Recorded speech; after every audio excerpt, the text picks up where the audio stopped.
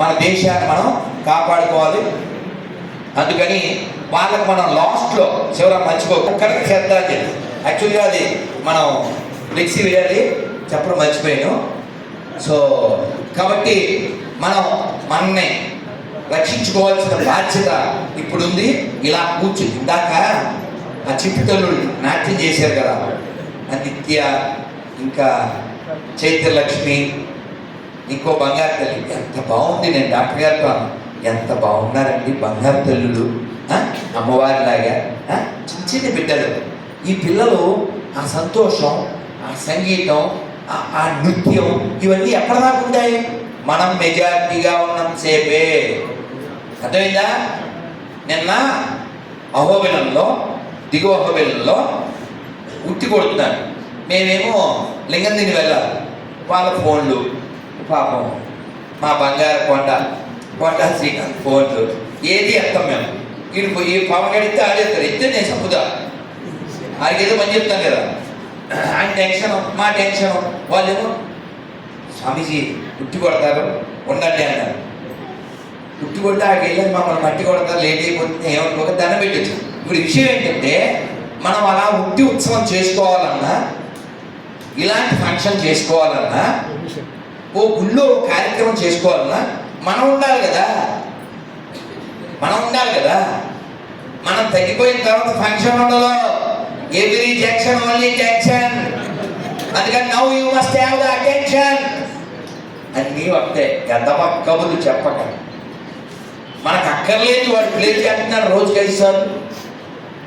మనది ఎప్పుడో జన్మానికి ఒకసారి మనం ఎందుకు జన్మాష్టమికో ఇంకో దానికి ప్లే చేస్తే అడ్డం పడుతున్నారు.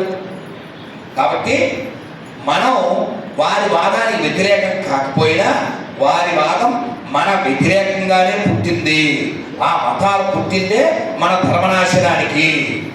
వాళ్ళు ఆ పని చేస్తున్నారు. ఓ పాకిస్తాన్ పుట్టించారు, ఓ బంగ్లాదేశ్ పుట్టించారు. ఇప్పుడు దానిలో ఉన్నటువంటి కొంతమందిని కూడా లేకుండా చేస్తున్నారు. ప్రపంచంలో ఎక్కడైనా పాడైన మసీదు ఉంటుందా? ప్రపంచంలో ఎక్కడైనా పాడైన చర్చ్ ఉంటుందా? మరి ఈ దేశంలో, హిందూ మెజారిటీ దేశంలో మన దేవాలయాల నుంచి కోట్ల డబ్బులు ఎవ్రీ ఇయర్ పట్టుకుపోయే ప్రభుత్వాలు ఇన్ని దేవాలయాలు పాడైపోతే ఏం పీకుతున్నాయి? ఏదైనా ఒక పథకం పెడితే ఇవా దీంట్లో 10 ఎకరాలు ఇచ్చాయి గృహ పట్టాలు.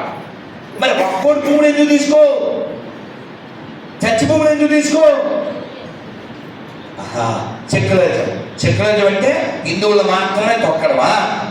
కాబట్టి మీరు గుళ్ళల్లోకి వెళ్ళినప్పుడు పెద్ద గుళ్ళల్లో జరిగే అన్యాయాన్ని ప్రశ్నించండి. వాడు గుర్తు పెట్టుకోకపోతే అడగండి. మీరు శ్రీశైలం వెళ్తే నమశివాయ అనండి. ఏమనాలి?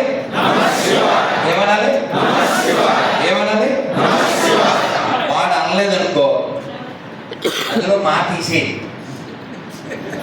అర్థమైందా? వాడి మీద ఒకటి కొట్టి ఎక్కడ తింటున్నావు, ఎక్కడ ఉంటున్నావు నువ్వు అడగండి. అలాగే తిరుమల వెళ్తే గోవింద అమ్మ ఒక క్షణం తల్లు మీకోసం మీరు ఆనందించాలి ఒక క్షణం. కాబట్టి ప్రశ్నిద్దామా వద్దా? ప్రశ్నిద్దాం. ఇప్పుడు మాత్రం తిలకిద్దాం. జై శ్రీరామ్. ఏమయ్యా రెడీయా? నమ్మచ్చా?